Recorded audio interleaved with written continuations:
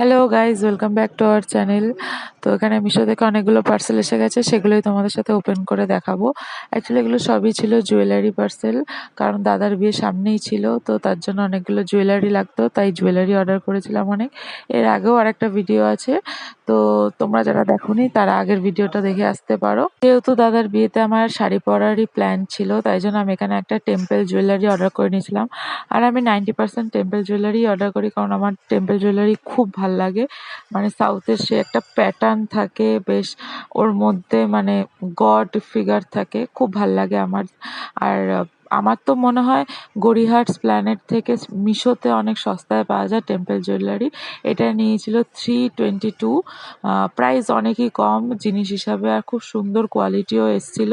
মানে কোনো anti tarnish বলতে পারো। আমি অনেকক্ষণ পরেছিলাম, ঘেমেছি, এদিক ওদিক গেছি, কিন্তু কোনোদিনই কালার আমার চলে যায়নি।